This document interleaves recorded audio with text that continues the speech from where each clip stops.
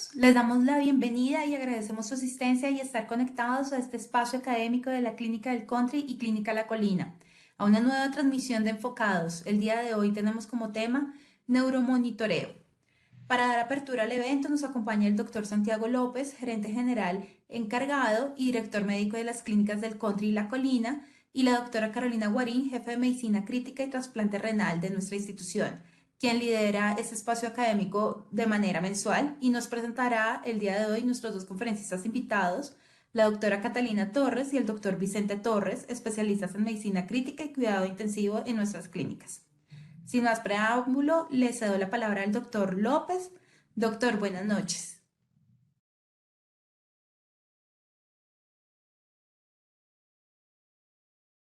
Aló, ¿me están oyendo bien? ¿Me oyen? ¿Me oyen bien? Perfecto, doctor. Le escuchamos. Perfecto. Sí, a todos buenas noches. ¿Cómo están? De nuevo agradeciéndoles que estén con nosotros en un jueves por la noche que deben estar muy cansados, pero creo que este es un espacio que definitivamente lejos de ser agobiante, así es un espacio que le está dando identidad al grupo de cuidado intensivo, Clínica del Country y Clínica La Colina, y que pues ya tenemos una, como dicen los radioescuchos, una sintonía muy importante, creo que en varios centros, y me ha parecido una iniciativa y una estrategia supremamente importante, sobre todo para mostrar hacia afuera ese gran esfuerzo diario que hacemos cuando atendemos pacientes. El tema de hoy es neuromonitoreo, es uno de los temas que yo creo que ha tenido vigencia en los últimos años, del cual me declaro un profundo ignorante.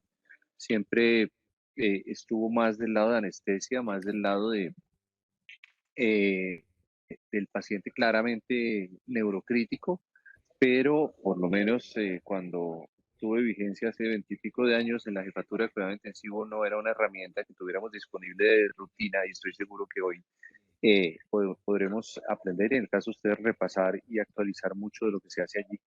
De paso, les quiero anunciar que esta semana empezó o hace unos 8 días empezó el doctor Alejandro Ramos. Alejandro Ramos es nuestro nuevo líder de neurociencias, es un neurocirujano que lleva con nosotros más de 12 años trabajando, persona ya muy apreciada y muy conocida en la clínica. Y fundamentalmente Alejandro lo que va a hacer es toda la coordinación del grupo de neurociencias, empezando por la organización del grupo de neurocirugía en Cotuí, en Colina. El doctor Ramos va a ser la persona que va a liderar pues toda la ruta de atención de paciente neuroquirúrgico, desde urgencias, desde hospitalización, desde referencia y contrarreferencia y por acuerdos de niveles de servicio desde Colina. Y pues con el doctor Ramos pues vamos a estar liderando el grupo de neurocirujanos para, eh, digamos, reorganizar un poco y la atención de nuestros pacientes, pero entendiendo que es uno de los grupos más reconocidos en la clínica del country, en la tradición de la propia clínica. De manera que bienvenido el doctor Ramos, creo que está presente el día de hoy y pues está disponible para lo que ustedes necesiten y obviamente la interacción con el grupo de cuidado intensivo es muy importante. También el día de ayer se puede hablar a la doctora María Cristina Martínez, de manera que tenemos ya una líder en medicina nuclear que nos va a permitir tanto en esta área como en el PET tener una jefe de servicio que nos va a permitir en el corto plazo seguramente disfrutar de un servicio muy actualizado de medicina nuclear, que va muy de la mano también de todas, digamos, las herramientas que tenemos que tener disponibles para el paciente crítico, de manera que con estas incorporaciones, estoy hablando en términos muy futbolísticos, creo que estamos completando un excelente equipo de atención para que ustedes se apoyen. De manera que sin más demora los dejo en compañía de nuestros conferencistas para empezar dicha intervención. Un gran abrazo para todos. Mil gracias, doctor López. Y bueno, esta noche quiero darle la bienvenida a dos de nuestros intensivistas Torres, los dos doctores Torres, Catalina Torres y el doctor Vicente Torres, que con todo el cariño y la experticia del caso han hecho un acucioso estudio de cómo debemos manejar nuestros pacientes neurocríticos, cuál es el mejor neuromonitoreo para ellos. Yo creo que es súper importante que revisemos todos el protocolo nuevo que tenemos en Almera y para eso estamos hoy acá, acompañados claramente del servicio de neurocirugía en cabeza del doctor Alejandro Ramos, como lo comentó el doctor López. Y bueno, para eso estoy muy orgullosa y es un honor presentar al doctor Vicente Torres y a la doctora Catalina, que nos va a dar los tips más importantes de este protocolo, que nos va a apoyar en el proceso de alinear todo el manejo de estos pacientes neurocríticos.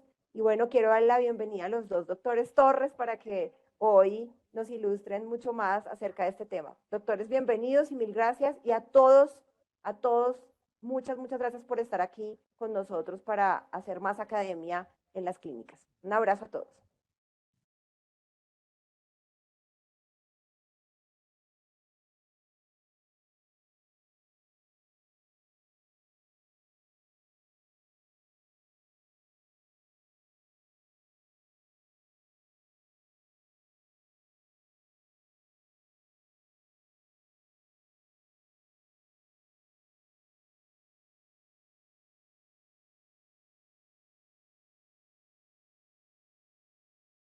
Bueno, buenas noches a todos, bienvenidos. Esta presentación es con el fin de mostrarles a ustedes un poquito del neuromonitoreo, de lo que realizamos a diario en la clínica del Country, en la clínica La Colina. Y pues como dijo la doctora Guanín, con muchísimo cariño para ustedes. Primero, el objetivo principal de nosotros es mostrarles unos datos pequeños, pero muy claros para entender la fisiología en cuanto a la patología neuroquirúrgica. Con eso poder individualizar una terapia y, ante nada, ayudar con el pronóstico de un paciente neurocrítico. Siguiente. Siguiente.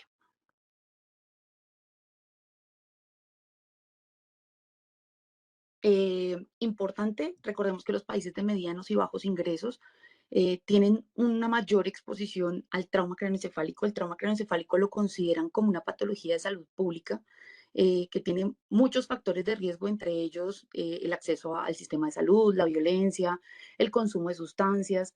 Todo esto nos afecta a nosotros principalmente porque han sido nuestros, digamos, como los últimos pacientes en los que hemos estado enfocados en la parte neurocrítica.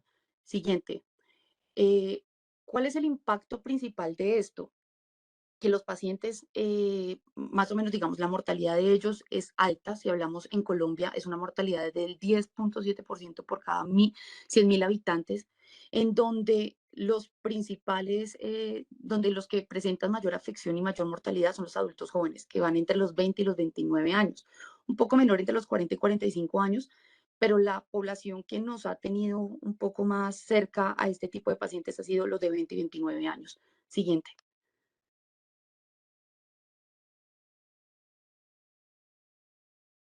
Es una imagen donde vemos muchos monitoreos, el monitoreo multimodal, en donde estamos buscando optimizar el manejo de un paciente neurocrítico, buscando la estabilidad en la sedación, en la relajación, en el consumo de oxígeno, pero a veces decimos, ¿por qué todo esto, no? ¿Para qué nos sirve y cómo eso nos va a llevar a un mejor manejo del paciente?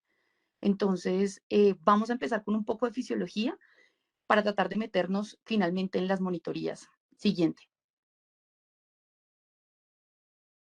A grandes rasgos, el cerebro, o bueno, tiene más o menos el 2% del peso corporal, recibe el 15 al 20% del gasto cardíaco, que si lo miramos en milímetros sobre minuto, es de 750 a 1000. Esto es altísimo. La demanda de ellos metabólica es alta y la dividen en dos, una parte funcional, una parte basal. Si hablamos de esa parte funcional, basal, perdón, el 40% equivale a todas esas conexiones neurológicas, o sea, a todos esos gradientes iónicos que nos ayudan a continuar con el metabolismo cerebral, pero el 60% es toda la parte electrofisiológica. El cerebro tiene una altísima demanda metabólica, pero muy baja capacidad de almacenamiento de la energía. Por eso es tan vulnerable a esas interrupciones de oxígeno y pues de los sustratos básicos de él. ¿Cuál es el sustrato básico? La glucosa. Es el principal sustrato energético del cerebro, en donde digamos que el transporte se hace cerebralmente por los receptores GLUT, que eso es algo ya del otro lado, Pero, ¿qué pasa? Cuando tenemos un trauma, lo que ellos generan es una hiperglicólisis cerebral, donde tienen mayor demanda de oxígeno, que tienen que empezar a buscar reservas energéticas a pesar de que el flujo sanguíneo cerebral sea bajo. Lo que ellos hacen en muchas ocasiones es generar el cambio de glucosa a piruvato, eso lo hacen los astrocitos, y esa conversión finalmente termina en lactato. Hay varios estudios que demuestran que ese lactato, digamos como ese sustrato energético aeróbico, es medido y esos son resultados favorables en pacientes con hemorragias subaracnoideas, que vamos a ver más adelante. Siguiente.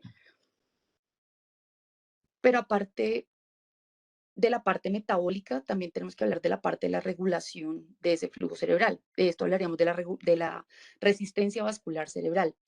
¿Quiénes son los factores que lo componen o quiénes son los principales encargados de ayudar a que ese flujo sanguíneo cerebral se mantenga?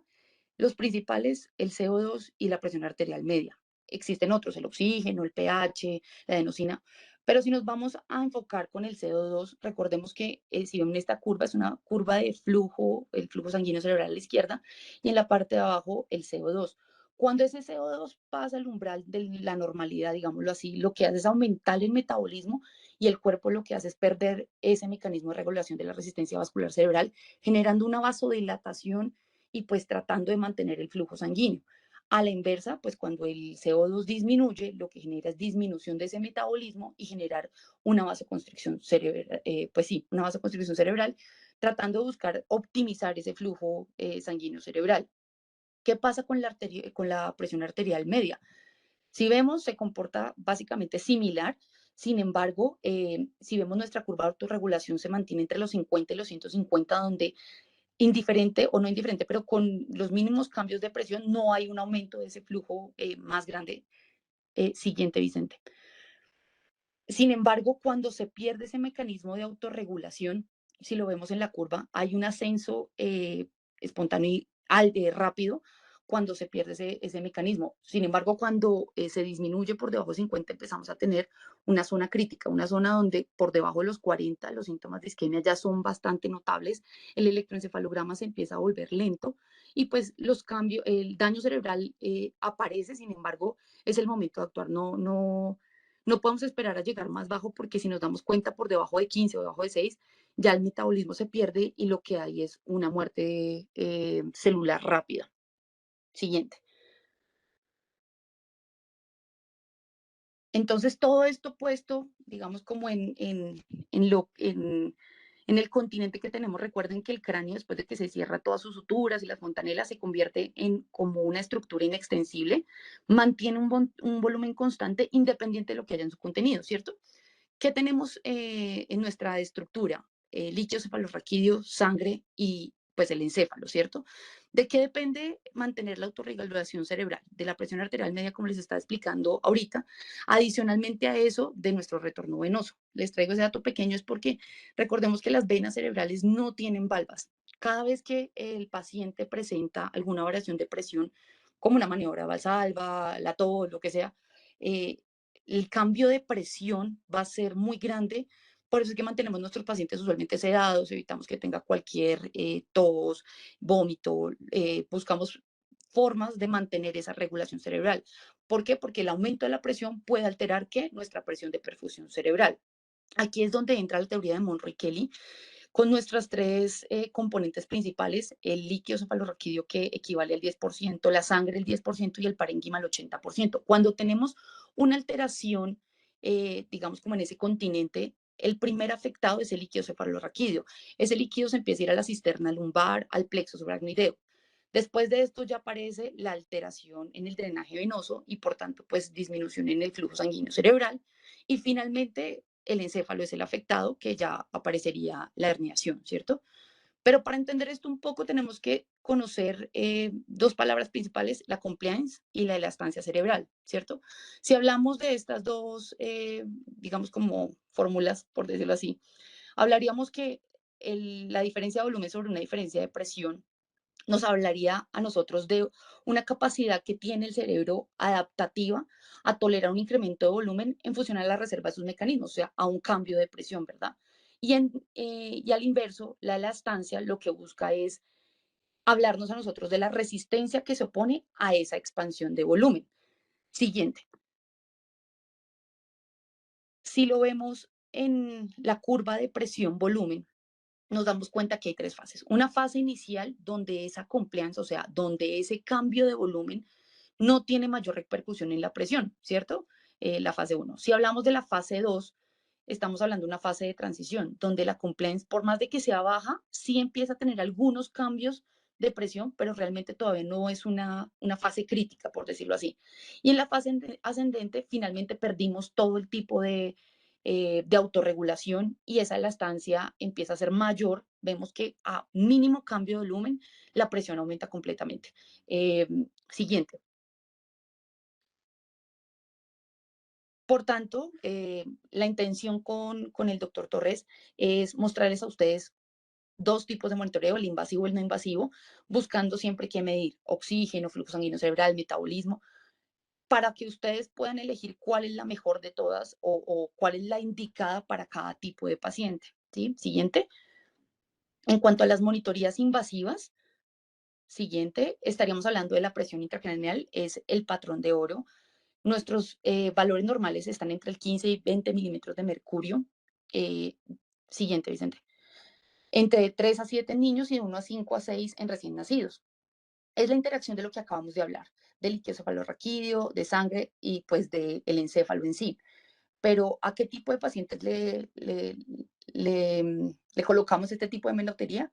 Siguiente.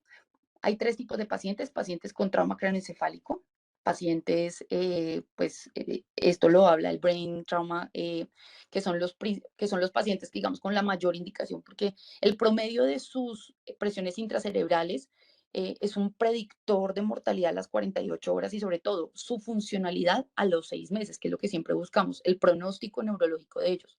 En los pacientes que no tienen un compromiso por un trauma craneoencefálico, sino al revés, por hemorragias, alguna afección por masa o una hemorragia intracerebral, a estos pacientes también hemos usado este tipo de monitoreo para el pronóstico. Y en otros pacientes ya donde la patología sea netamente alteraciones del líquido cefalorraquídeo, hidrocefalias o algunas de las malformaciones como la Chiari, lo que buscan ellos es tener una monitoría estricta y sobre todo en algunos de ellos de forma terapéutica el drenaje de este líquido. Siguiente. Entonces, aquí, pues la que usualmente nosotros conocemos es la posición del catéter intraventricular, ¿cierto? ¿Qué pasa con ese catéter? Eh, es el patrón de oro, es el que permite tratar las hemorragias intracerebrales usualmente. Tiene una buena monitoría intracerebral, es, digamos, como el más barato de todos, pero ¿cuál es el problema? Que después de los 5 días tienen mayor riesgo de generar infecciones. Asimismo, pues pueden generar hemorragias por el trayecto u obstrucción. Las intraparenquimatosas son las que se colocan al lado de la cama del paciente, digamos, en la unidad de cuidados intensivos. Aparte de medir la PIC, nos pueden generar mediciones adicionales como la temperatura. No drenan el líquido, que es esto, no es terapéutico, y su calibración tiene que ser constante porque pueden tener daño en su fibra óptica.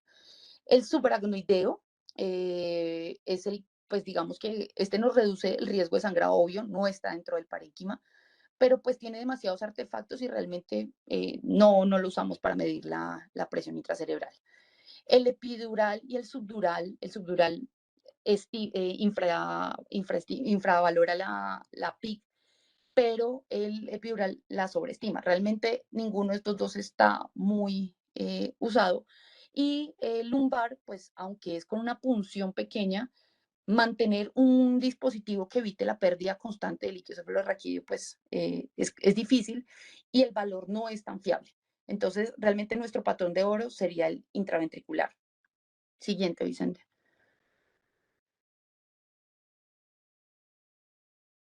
Entonces, importante la curva que siempre vemos cuando llega el paciente a la unidad, nuestra curva presión-tiempo, presión-volumen, perdón. ¿Qué les iba a decir?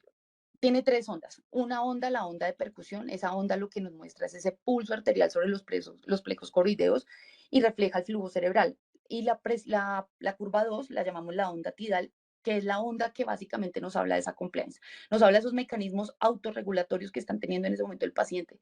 Cuando llegamos a ver que la curva P1 es mayor que la P2 o mayor que la P3, estamos hablando que esos mecanismos se perdieron y lo que podemos estar es frente a un proceso de una hipertensión endocraniana. Ahí es donde tenemos que empezar a actuar, calibrar el monitor otra vez y darnos cuenta si podemos tener algún manejo adicional para mejorar las presiones y pues evitar la pérdida de los mecanismos autorregulatorios. Siguiente. Una no tan conocida porque digamos que no lo usamos tanto, ocasionalmente, depende de la patología, es la saturación venosa yugular. Es el primer monitor de cabecera que se describió desde 1927. Lo podemos hacer de forma continua o de forma intermitente. Buscamos medir el oxígeno global cerebral. Siguiente. Pero para esto, lo que tenemos que usar es una fórmula física. La ecuación de Fick busca mostrarnos a nosotros cuál es esa saturación en el bulbo yugular. ¿Por qué? Porque eso está totalmente relacionado con el flujo sanguíneo cerebral, con la saturación de oxígeno y con la extracción cerebral, que finalmente nos va a dar es una tasa metabólica cerebral, eh, mostrándonos cuál es, digamos, como la oxigenación cerebral en ese momento. Siguiente, entonces, si desglosamos un poco la fórmula, esa diferencia arteriovenosa la dan en contenido arterial de oxígeno, que está dada por esa hemoglobina que usualmente es constante, el oxígeno disuelto que no tiene mayor significancia, y ese contenido arterial puede estar alterado por la saturación. Si esa saturación se mantuviera constante, hablaríamos que la saturación yugular de oxígeno está en función a ese flujo sanguíneo cerebral y al consumo metabólico de oxígeno. Entonces, siguiente. Eh, ¿Cómo lo hacemos? Recordemos que las venas yugulares internas drenan prácticamente toda la sangre del cerebro. Su curso del drenaje empieza por los senos sagital superior, inferior, recto, el transverso. Eso termina en los signos sinoideos derecho e izquierdo. Finalmente llegan al bulbo yugular y una pequeña porción, si lo vemos ahí, llena por la parte del plexo vertebral. Siguiente, ¿qué pasa? Pues podríamos canular cualquier bulbo, ¿cierto? Diríamos que todo ese bulbo cerebral, el yugular derecho o el izquierdo, podría ser eh, el que nos va a medir todo el efluente cerebral, por decirlo así. Pero tenemos que recordar que hay una parte extracraneal que puede estar afectando esa saturación yugular de oxígeno. Existen unas venas frontales y unas venas, sobre todo la vena facial, es la que principalmente nos muestra una contaminación extracraneal para tener, digamos, como un resultado un poco más fiable. Siguiente.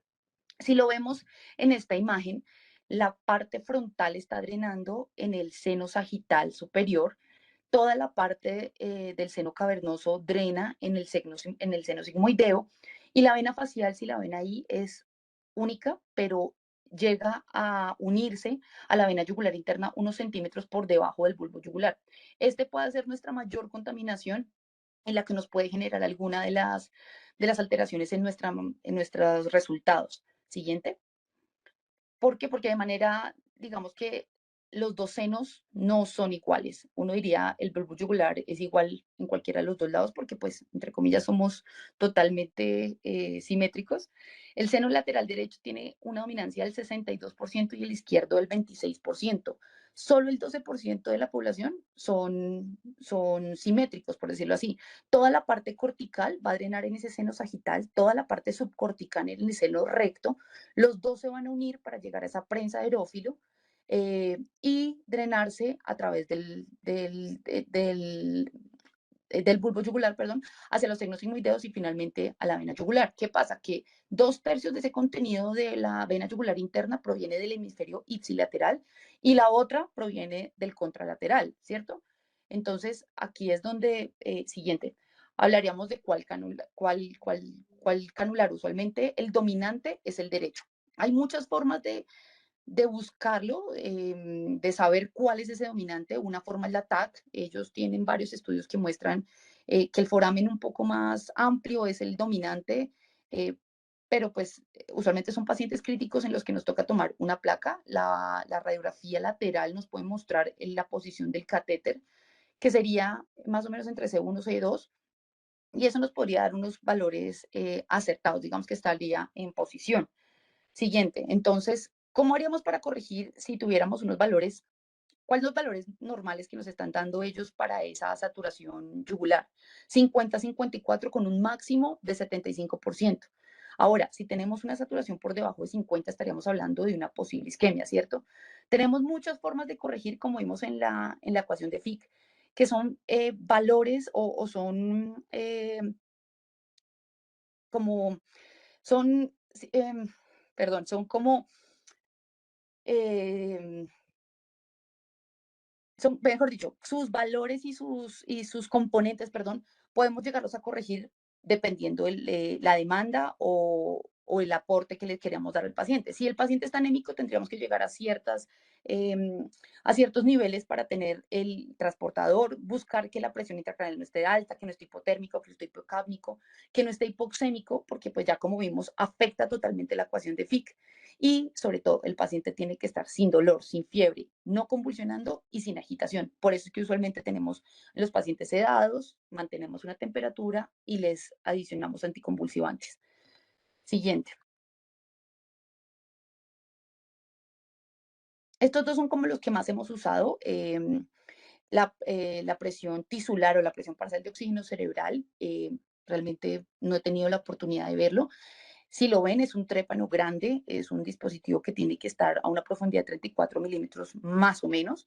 Su inserción puede generar microhemorragias, microtraumatismos, y ellos hablan de un running time o un tiempo de adaptación que más o menos son 12 horas, 120 minutos, perdón, pero pueden llegar hasta ser 6 horas o en algunos casos 24 horas para permitir que esa hemorragia se disipe y podamos tener una calibración y un monitoreo adecuado. ¿Cuánto es el valor normal? Entre 20 y 35 milímetros de mercurio. Cuando ya hablamos por debajo de 15, de 10, de 5, hablamos de un tipo de hipoxia leve, moderada, grave o crítica en este caso. Siguiente.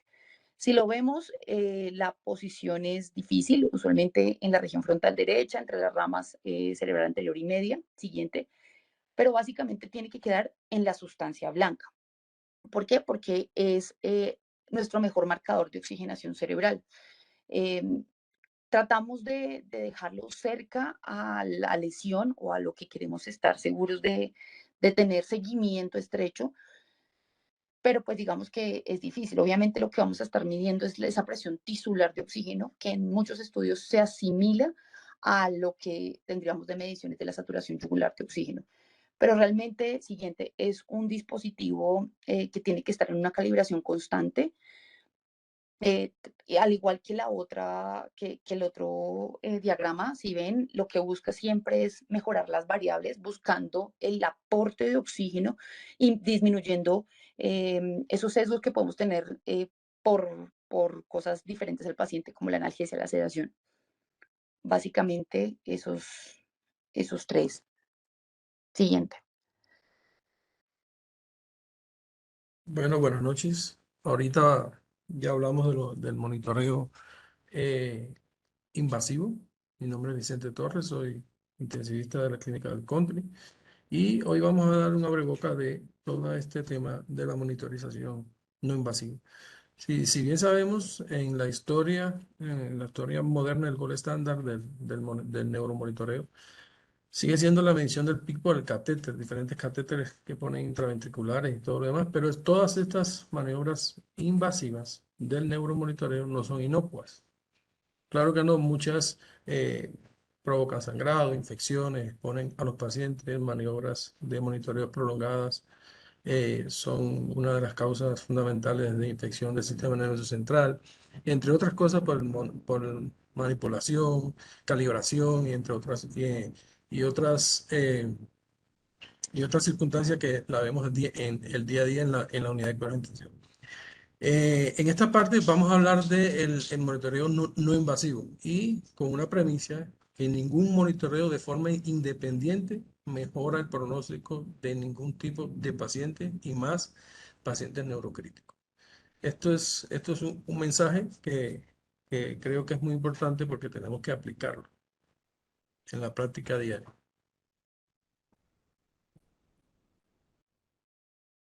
El neuromonitoreo no invasivo es el que vamos a ver, vamos a dar un abreboca porque hay mucho tema de qué hablar de este tipo de monitoreo. Cada día va cobrando mayor importancia y se va utilizando más en las unidades de cuidado intensivo, sabiendo que este neuromonitoreo se usaba mucho en anestesiología, en las salas de cirugía y todo lo demás, y esto lo hemos traspolado a la unidad de intensivo para tener un mejor desenvolvimiento en la evolución y las complicaciones del paciente neurocrítico. Siempre saber que el monitoreo multimodal es como la premisa que debemos de tener en el monitoreo moderno, en el neuromonitoreo moderno. Todas estas cosas son diferentes herramientas múltiples para un monitoreo para evitar lesiones secundarias en estos pacientes, no solo en pacientes que tengan una alteración en el sistema nervioso central, sino que tengan una hemorragia, que tengan un evento isquémico, que se ha llevado de urgencia a descompresión, a cirugía, todo lo demás, sino pacientes que se van a enfrentar a una cirugía muy compleja, como cirugía cardiovascular, neurológica periférica, entre otras cosas, que pueden afectar la perfusión cerebral y pueden tener una serie de complicaciones. Y el objetivo principal, identificar las alteraciones fisiológicas cerebrales que intervienen de manera oportuna para prevenir una lesión cerebral secundaria. Esto es como la premisa que siempre se lleva. El fundamento, los cambios que se registran en más de un parámetro deben ser priorizados. Eso es muy importante porque vamos a tener en estos pacientes que vienen tan complicados de sala de cirugía, que tienen una evolución complicadísima y que están muy graves, necesitamos utilizar varios tipos de monitoreo e interpretar cada uno de ellos e integrarlo a la evolución propia del paciente. Acá tenemos algo muy importante que en el transcurso de nuestra estadía en la unidad de cuidados intensivos vemos que la presión intracraneal es como el todo, pero saber que solo mide la hipertensión endocraniana, la parte de la perfusión que tiene que ver, que compromete la hipoperfusión cerebral de tipo isquémica, pero no es el único factor. Siempre tenemos que tener en cuenta eso, no es el único factor.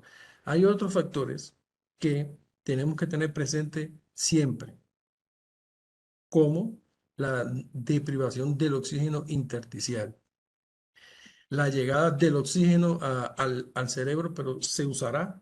Esas son preguntas que podemos debatir.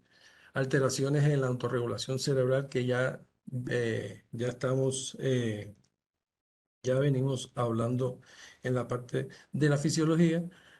Alteración en la difusión, en la demanda metabólica, en la difusión mitocondrial.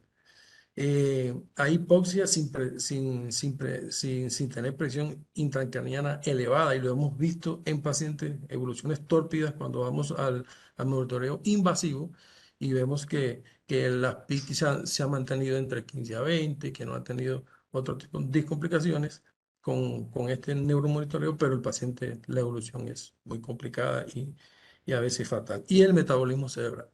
El metabolismo cerebral es muy importante, ya lo abordamos en la parte de la fisiología, pero yo lo quería traer acá para saber que todas estas cosas son muy importantes en la evolución del paciente neurocrítico.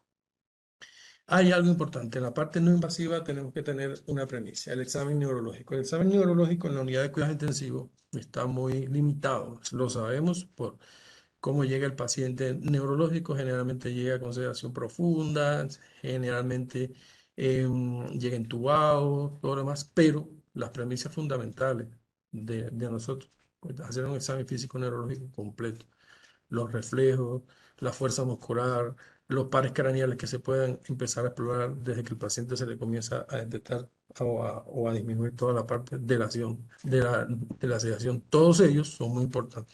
Escala de Glasgow, escala de Rank modificada, entre otras cosas, para evaluar, entre otras, para evaluar el estado neurológico de él. Hay un estudio acá que hicieron en Brasil en el 2021, donde colocaron una monitoría de la pupila. Le hicieron una medición en un equipo que se coloca, se hace una medición eh, y se va midiendo los cambios pupilares que hay.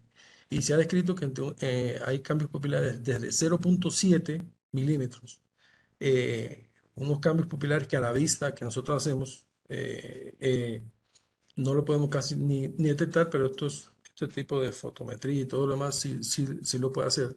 Y se ha demostrado que cambios pupilares desde 0.7 ya vienen alterando toda la parte neurológica en la evolución de este tipo de pacientes. Entonces, en la unidad de cuidados intensivos eh, tenemos algo muy importante. Los pacientes llegan ventilados. Entonces, los pacientes neurocríticos que empiezan a tener por la monitoría invasiva o no invasiva, empiezan a tener mucho problema en la perfusión cerebral y todo. ¿Cuál es la solución? Es aumentar el oxígeno. ¿Será la solución aumentar el oxígeno? Bueno, no es la solución aumentar el oxígeno. En la parte alveolar solamente se necesita 90 milímetros de mercurio, el cerebro 20 y la mitocondria el 2% aproximado para tener una distribución de cómo se utiliza el oxígeno. La toxicidad de ese oxígeno es muy importante. Los aminoácidos excitadores, los radicales superóxidos, los marcadores proinflamatorios, la hiperoxemia. Siempre que nosotros tenemos un paciente neurocrítico con una hiperoxemia, tenemos que saber que prácticamente le estamos induciendo una vasoconstricción, porque esa es la respuesta de todas las arterias en el cuerpo, y más en la parte del sistema nervioso central, provoca una vasoconstricción. Y si hay una lesión, una zona de penumbra y todo demás, todos esos factores que estamos viendo anteriormente se ven afectados y ponen en riesgo la evolución del paciente, y eso eh, debemos tenerlo muy presente. Una de las monitorizaciones no invasivas es la saturación cerebral de oxígeno. Eso se hace por una oximetría transcutánea. Eh, este es el equipo que podemos ver acá, el equipo donde va a registrar todos sus valores. Estos son los electrodos que se colocan en cierta parte del, de, de la cabeza donde vamos a tener todos sus registros. Entonces, ¿cuáles son las aplicaciones? Intervenciones quirúrgicas con alto riesgo de hipoperfusión cerebral. Pueden ser toda la parte de la cirugía cardiovascular, la cirugía vascular de aorta, todas estas cosas que pueden comprometer el flujo cerebral y pueden provocar un daño cerebral. La detención del embolismo cerebral, las hemorragias intracraneales, la muerte encefálica, la detención de crisis congeniales, valoración de los efectos de determinados tratamientos médicos le aplicamos al paciente. Y los conceptos generales es, es el balance entre el aporte y consumo de oxígeno, que aproximadamente se puede distribuir entre el 85% de la corteza cerebral y un 15% entre la corteza cerebral. Las técnicas son este sensor que podemos ver acá. Son sensores que generan una luz, se colocan en la parte frontal bilateral, donde se van a registrar por medio de estas espectrometría y todo lo demás, se va a tener esos valores. La interpretación, los valores normales oscilan entre 50 y 70% en los niños y entre el 58 y 82% en los adultos. Y las desaturaciones ya se ven cuando se encuentran estos valores por debajo de 50 o hay una disminución progresiva entre un 20% de los valores que ya tiene basal. Una de la utilización son en los accidentes cerebrovasculares. Esto lo hacemos un poco, claro que sí. Esta monitoría se utiliza muy poco en las unidades de cuidado intensivo. Ojalá podamos extenderla, y veo que en la clínica Country se puede utilizar y puede ser de gran beneficio para los pacientes que tenemos neurocríticos, y así poder seguir mejorando su evolución, su pronóstico y todo lo demás. Otro índice importante es el índice biespectral. Este índice, este índice se comenzó a hacer o se comenzó a monitorizar fundamentalmente en pacientes que presentaban un desastre natural, un accidente aeronaval, todas estas cosas. Se iba al centro es decir, al lugar de los hechos, se monitorizaba el paciente, y estos estudios son los primeros estudios que se hacen en la parte de emergencia en los traslados de estos pacientes muy graves en helicóptero y todo demás. Es una de las maneras que podemos tener para evaluar el estado de sedación de este paciente. Las indicaciones principales: medir el nivel de conciencia o sedación, ya sea moderada o profunda, evitar el despertar cuando los pacientes están intraoperatorios. Esto se utiliza también mucho en salas de cirugía. Mejorar la administración de anestesia y la recuperación anestésica. Ajustar la sedación en pacientes críticos, que es lo que nosotros hacemos en la unidad de cuidados intensivos. Otras aplicaciones pueden ser valoración en el pronóstico del daño cerebral, con una guía terapéutica del coma barbitúrico y detención del silencio cerebral en la sospecha de muerte cerebral. Esto es el estatus epiléptico convulsivo o no convulsivo, que nosotros es el para nuestro de cada día, casi en la unidad de cuidado intensivo. A veces tenemos muchas dudas en el grado de sedación de estos pacientes. ¿Por qué? Porque ya veremos cuando exploremos lo del electroencefalograma, pero con una sedación que a veces eh, no tenemos una monitoría para poder hacerla, y este es uno de los índices que se pueden utilizar para mantener una adecuada sedación en estos pacientes neurocríticos. Acá podemos ver unos valores donde nos indica el estado de sedación. Hay veces que tenemos pacientes en estos estados epilépticos que hay que llevarlo a un estadio de supresión severo. Cuando lo conectamos a una videotelmetría, tenemos que tener la onda ahí casi plana y todo para lograr una mejor evolución de estos pacientes. Otra, otra, otra, otro monitoreo no invasivo que tenemos acá es toda la parte que es parte del BIS, del índice biespectral, es la matriz de densidad espectral. Estos son parámetros que se obtienen a partir de un sistema de monitoreo bilateral, es decir, de ambos hemisferios.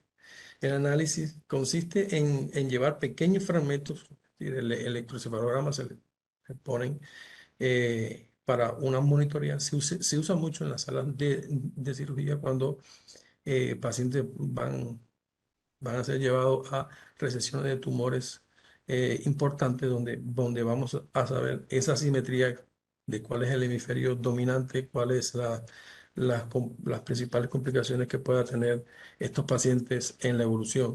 Bien, y esto es una de las maneras de monitorizar intraquirúrgicamente. Es decir, monitorización continua del lóbulo frontal, del lóbulo temporal, de ambos hemisferios cerebrales, y con eso tenemos una idea de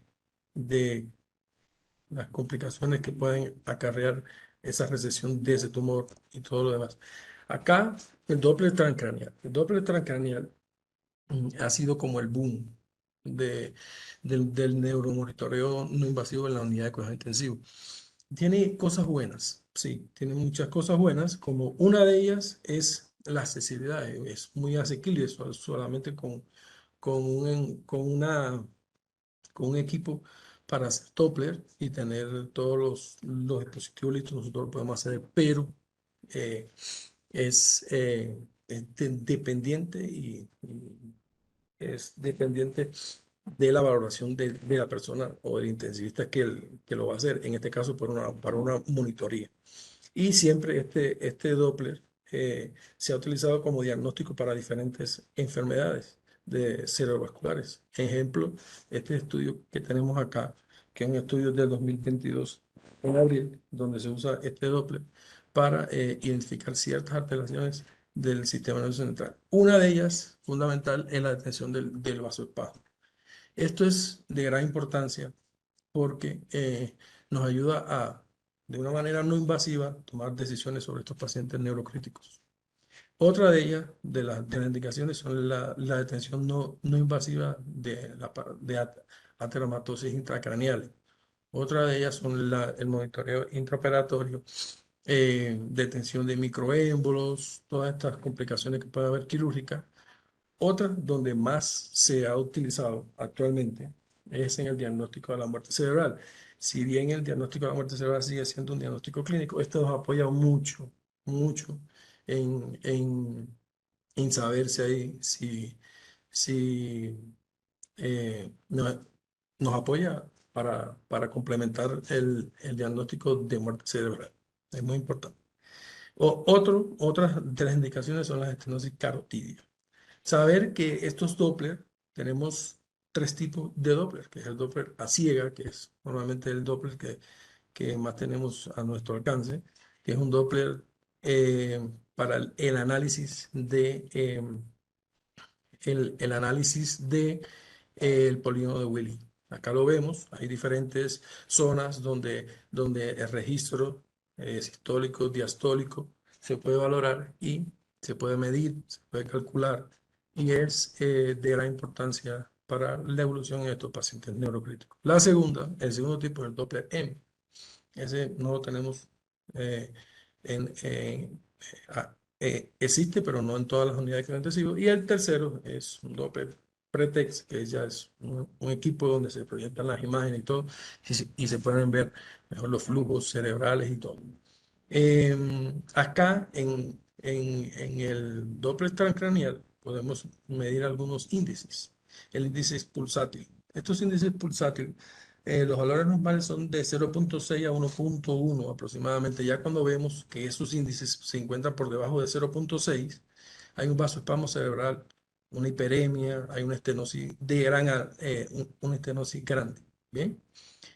Acá están las fórmulas, se pueden sacar por el volumen, el volumen sistólico, que es la curva hacia arriba, hacia el valor máximo, el volumen diastólico hacia abajo, la velocidad media. Esto nos da, podemos medir y nos dan unos rangos y los podemos calcular. Este índice también, cuando se encuentra de 1.2 a 1.6, podemos tener una hiperemia intracraneal o algo microangiopático, nos puede orientar hacia ese tema. Cuando ya está por encima de 3, ya hay eh, una hipertensión intracraniana que nos puede llevar ese valor tan alto hasta una asistolia cerebral. ¿Bien? Diferentes estudios se han hecho con la correlación, encontrando una correlación estadísticamente significativa entre el índice pulsátil y la presión intracranial con una P aproximadamente 0.001, y esto nos indica que estos índices, cuando llegan a más de 2 o a 3, es un mal pronóstico para el paciente y hay que hacer alguna intervención terapéutica. Otro muy importante que actualmente lo hacemos en la unidad de cuidado intensivo es la detención del vasoespasmo en la hemorragia subaracnoidea. Hay ventanas óseas donde se pueden utilizar esto,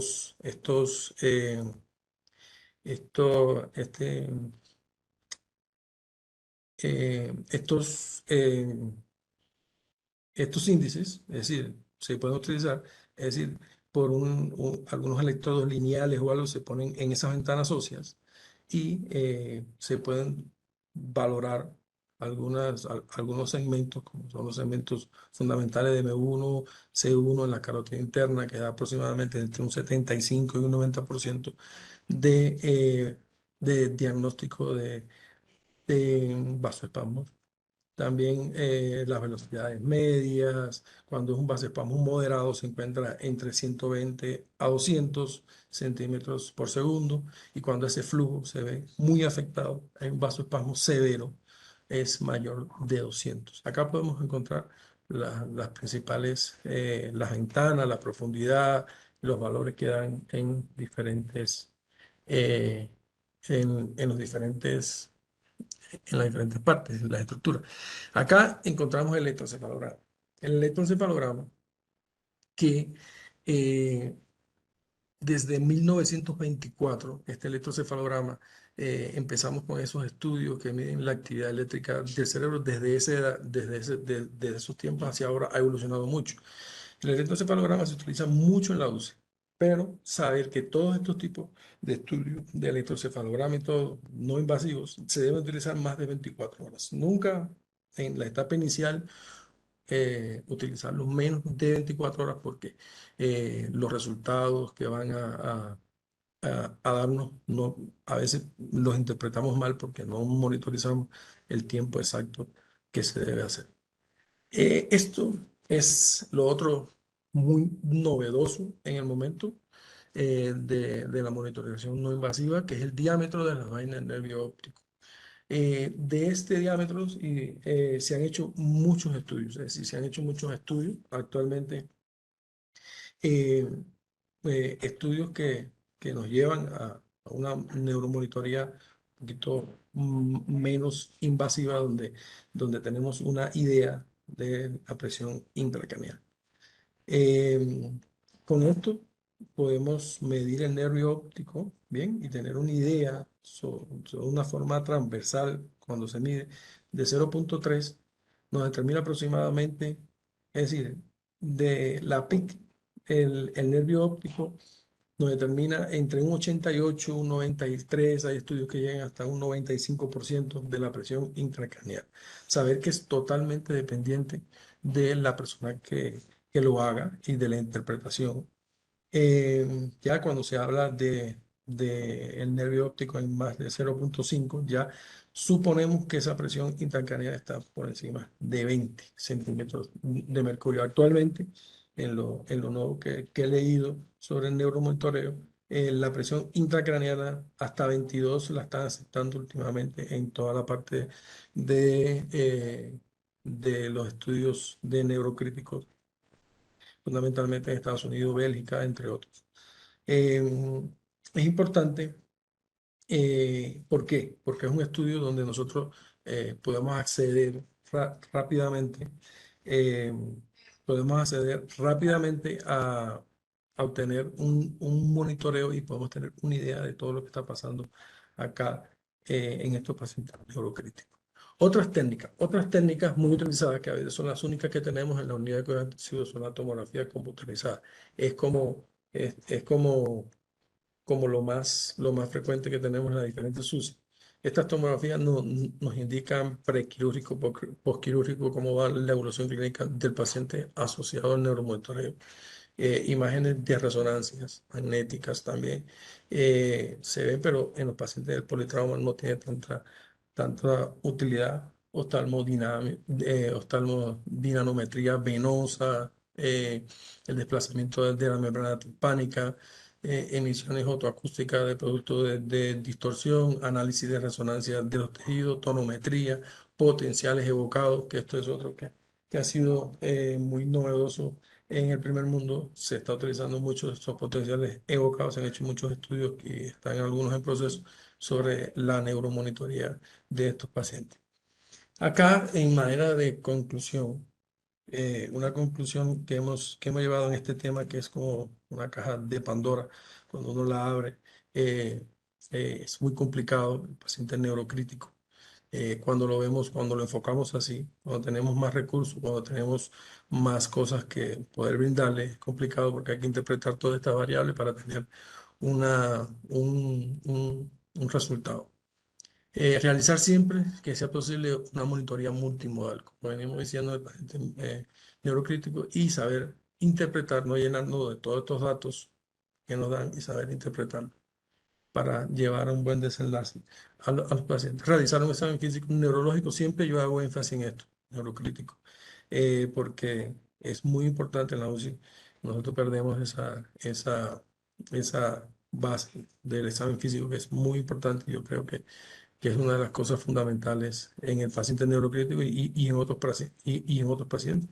Utilizar los medios de monitoreo racionalmente. Claro, con un objetivo, no es llegar a un paciente, ponerle toda esta monitoría, sino como ya veníamos diciendo con la doctora Torres, enfocar según las necesidades de cada paciente para detectar lesiones primarias, lesiones injurias secundarias, terciarias, complicaciones intracraneales.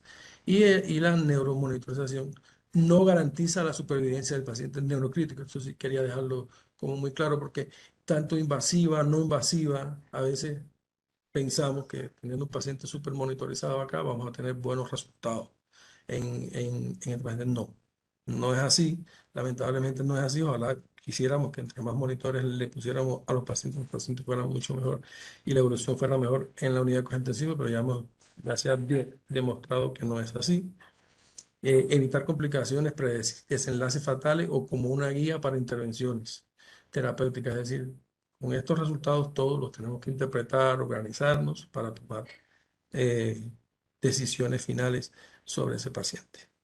Bueno, esta es la parte final. Esto solamente es como un abreboca. Abrimos la caja de Pandora prácticamente con este tema porque es un tema que debemos leer, debatir, buscar cosas nuevas que se estén produciendo actualmente.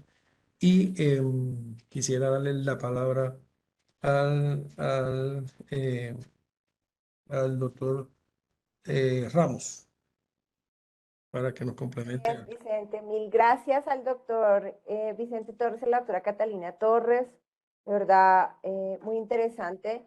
Y aquí en este caso queremos darle la palabra al doctor Alejandro Ramos, que como ya lo comentó el doctor López, pues es el nuevo jefe de servicio. Un poco quiero que sigamos como trabajando en equipo como lo hemos hecho desde ahora y sus comentarios acerca pues, del manejo de los pacientes.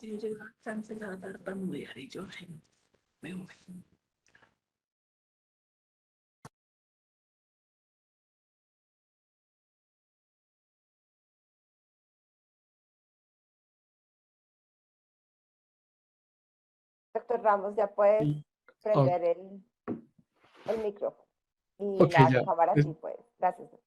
Tal vez la cámara no me da opción, doctora Carolinita, pero... Ah, sí, ya.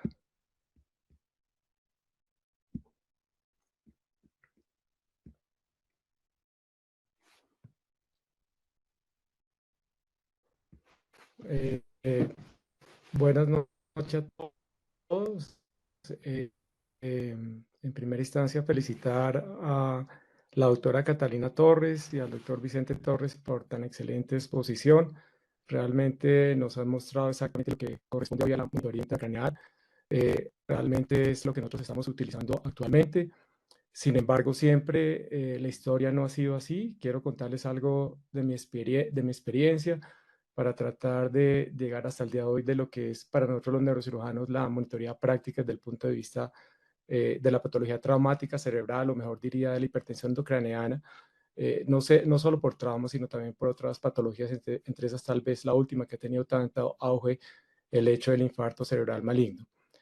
Cuando era interno en el Hospital San Rafael, tal vez la primera monitoría que yo fui testigo fue la colocación del tornillo de Richmond.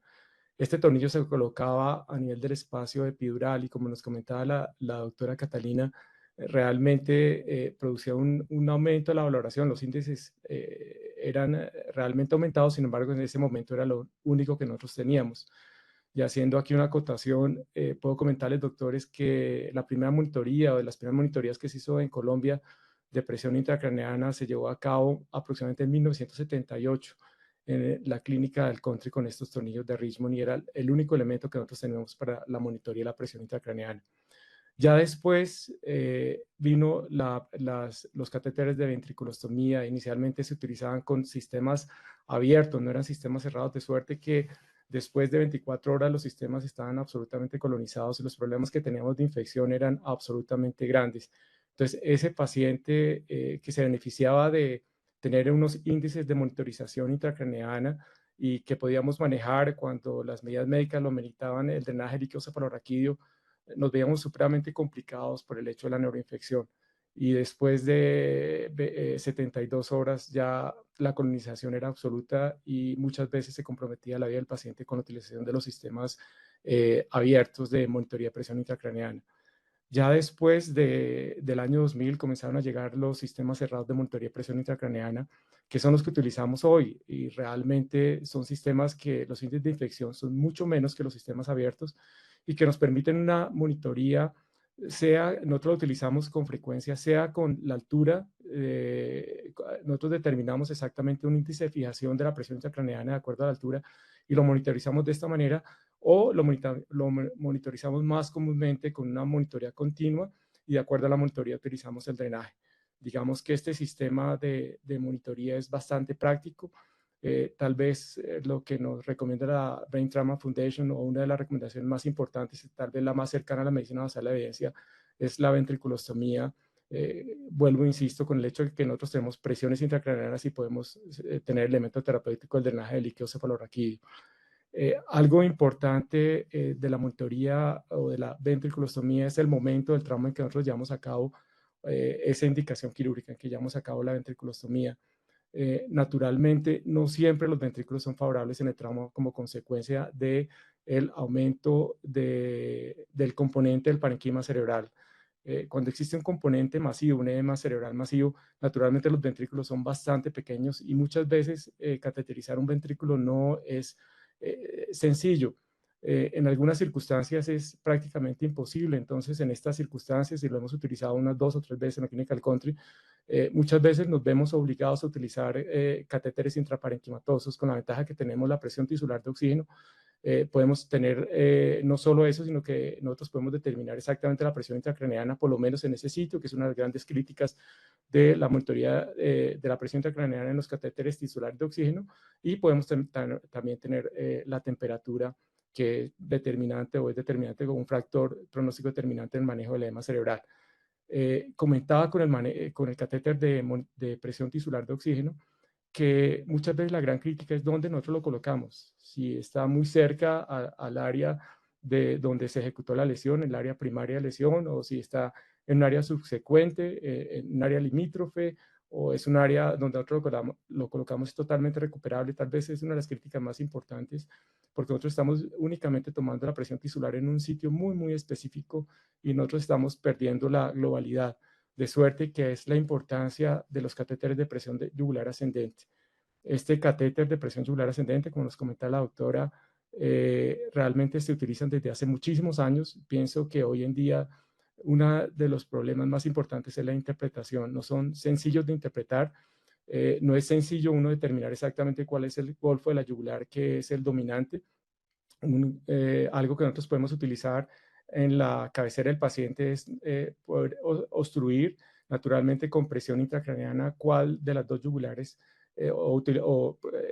alternativamente nosotros presionamos la izquierda o la derecha, y nosotros determinamos con cuál aumenta mayormente la presión intracraneana, y la que tenga mayor aumento de la presión intracraneana probablemente sea la yugular dominante. Es una manera de hacerlo. Sin embargo, no haciéndolo de esta manera traumática, simplemente con un TAC cerebral, nosotros determinamos cuál es el golfo yugular más grande, y probablemente ese será el mejor sitio para la colocación del catéter yugular ascendente.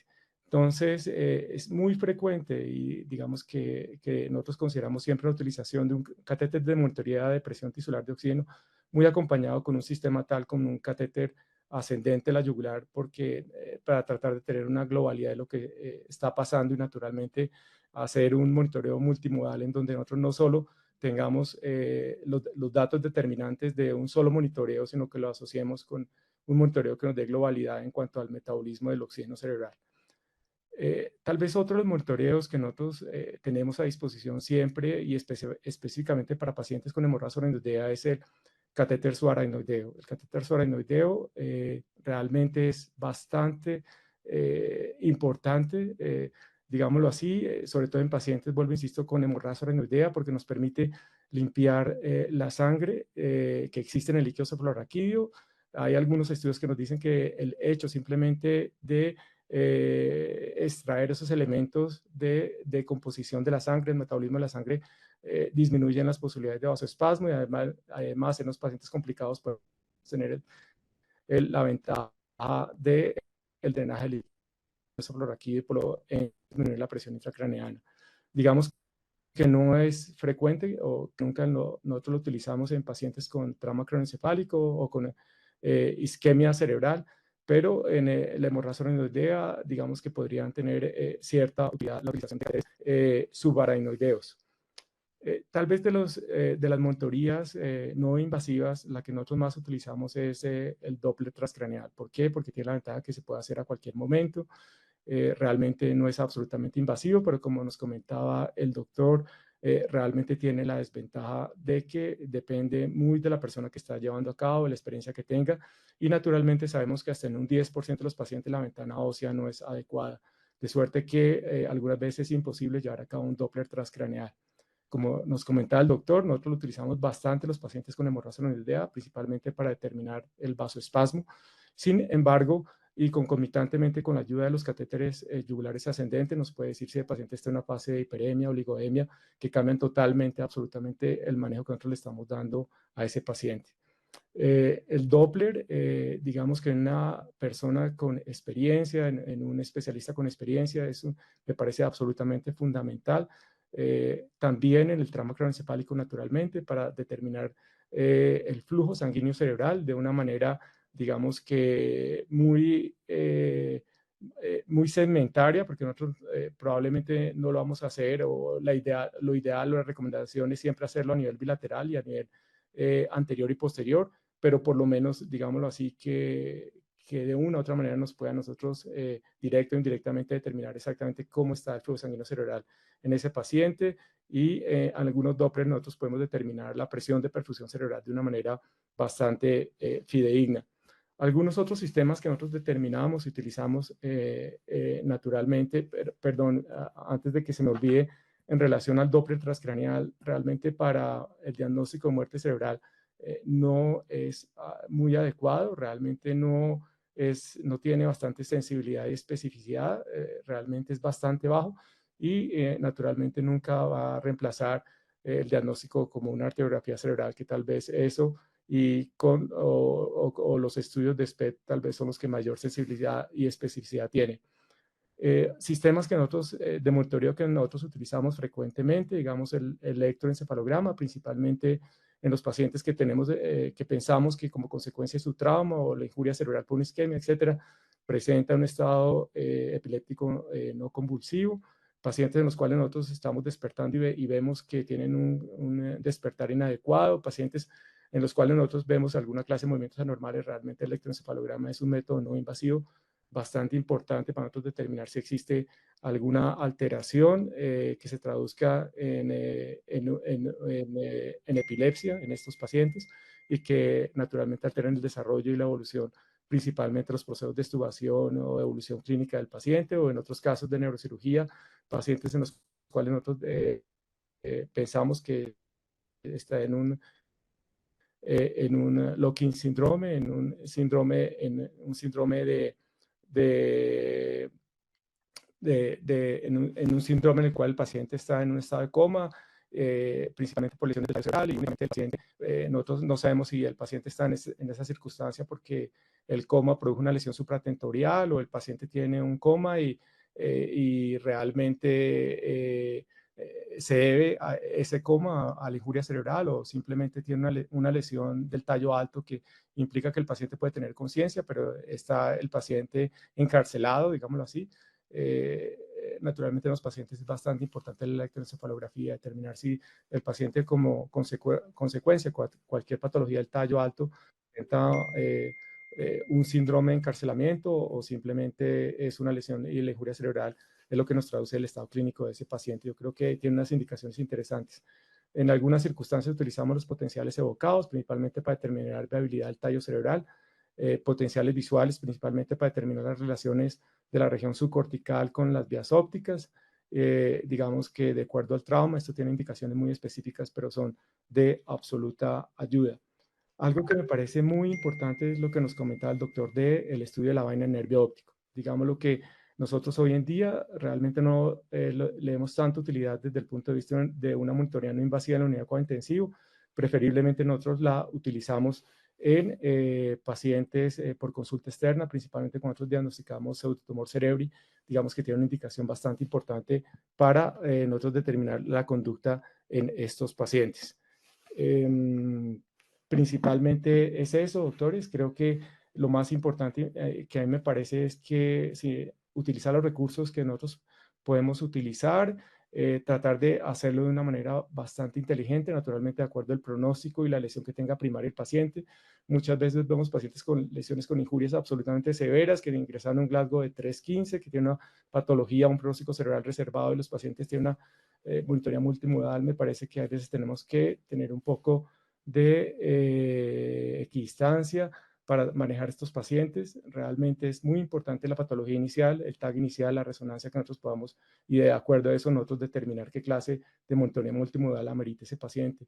Y lo otro es que me parece una filosofía interesante nosotros no irnos detrás de las complicaciones del paciente, sino anteponernos a las complicaciones, o sea, hacer la monitoría, entre comillas, de manera profiláctica, es decir, que nos adelantemos a la patología y que nosotros siempre estemos adelante a las complicaciones cerebrales que pueda tener ese paciente. Doctores, felicitaciones, realmente muy ilustrativa su charla. La doctora Carolina, muchas gracias por la invitación, y si existe alguna pregunta, pues con mucho gusto, muchas gracias.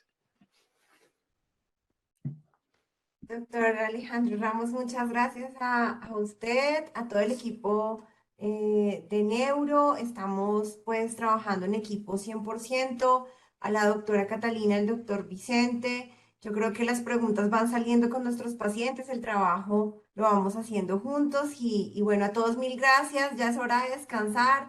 Mil gracias por todos estar conectados como siempre, Dios los bendiga y bueno, una noche más de enfocados que sentimos que logra el objetivo que es alinear a todos en educación. Muchas gracias a todos, que estén muy bien. Doctor Vicente, doctora Catalina, mil gracias, doctor Alejandro. Un abrazo. Muchas gracias a todos, doctores. Muchas gracias. Muchas gracias a todos. Gracias.